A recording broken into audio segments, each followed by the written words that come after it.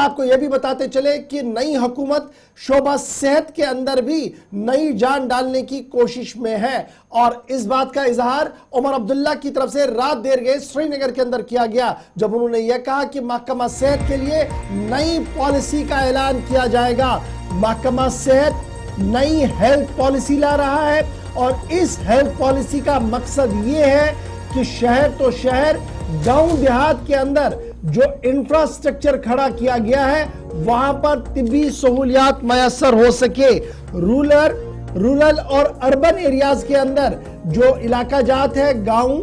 कस्बा और शहर के अंदर, वहां पर इंफ्रास्ट्रक्चर को बढ़ाया जाएगा। इस जिमन में एक हिकमत अमली को तरतीब दिया गया है और आने वाले 2 महीनों के अंदर यह पॉलिसी अवाम के सामने होगी। उमर अब्दुल्ला की तरफ से यह साफ कर दिया गया है कि जिस तरीके से इस वक्त शहर श्रीनगर के अंदर सबसे ज्यादा दबाव मरकजी अस्पतालों पर है, ललदेद अस्पताल पर है, सिक्किम सोवरा पर है और स्टेट अस्पताल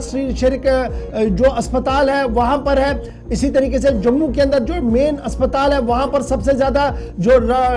रश बढ़ रहा है, उसको देखते हुए बड़ा जरूरी है कि डिस्ट्रिक्ट लेवल पर और तहसील लेवल पर इंफ्रास्ट्रक्चर को डेवलप किया जाए और जो इंफ्रास्ट्रक्चर डेवलप किया गया है वहां पर man force with proper equipments को रखा जाए ताकि बुनियादी सतह पर जो माइनर सर्जरीज है उसके लिए शहर का रुख ना करना पड़े। यह एक हिकमत अमली तरतीब देने की कोशिश की जा रही है। यह मामला तब उमर अब्दुल्ला की तरफ से सामने रखा गया जब मेडिकल अफसरों की तैनाती का मामला हुआ। कल हुकूमत की तरफ से 325 मेडिकल अफसरों को तैनात कर दिया गया और तकरीबन 26 ऐसे अपॉइंटीज थे, मेडिकल अफसर्स थे जिनकी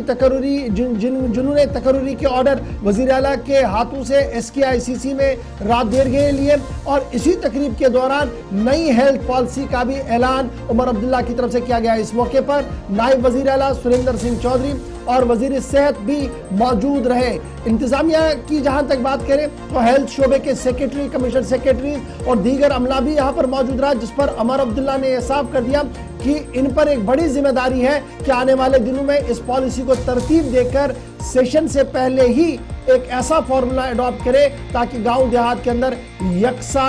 तिब्बी सहूलियात मिल सके और ये जो प्राइवेट जंक्शनों में लोग लूटे जा रहे हैं इस पर किसी न किसी तरीके से रोक लग सके।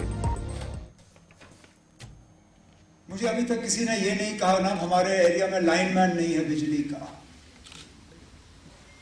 या हमारे सड़क का इंजीनियर नहीं है, या वाटर सप्लाई का AWE हमारे इलाके में नजर नहीं आता। लेकिन डॉक्टरों की गैर मौजूदगी और टीचरों की, प्रोफेसरों की गैर मौजूदगी, उसका सबसे ज्यादा असर लोगों पे पड़ता है। अब हकीकत यह है कि हम चाहें भी तो हम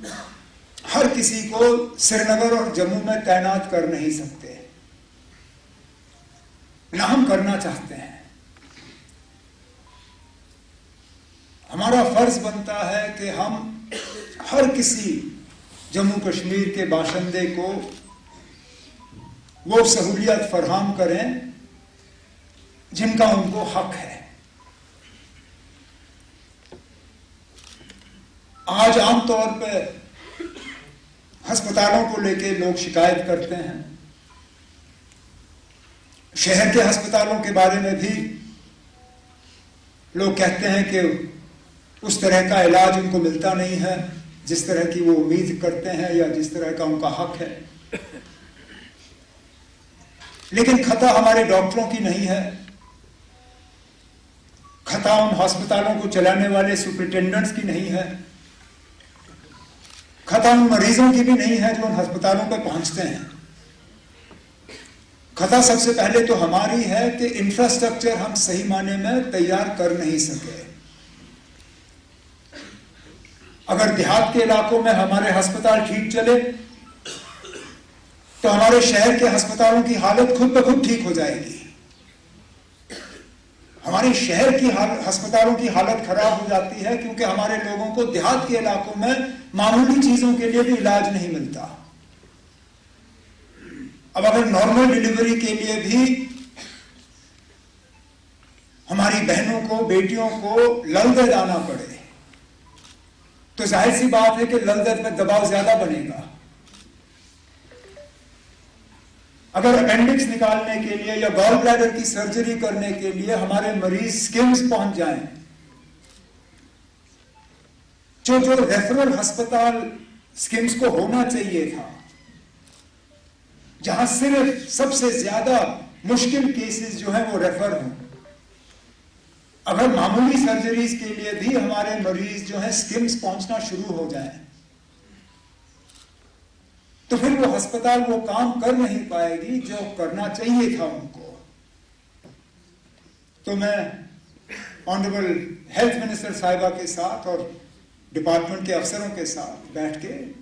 हमें कोई ऐसा तौर तरीका देखना होगा जिससे कि हमारे रूरल अस्पताल जो हैं वो ठीक तरह से चले, वो इलाके जो सर्दियों में कट जाते हैं।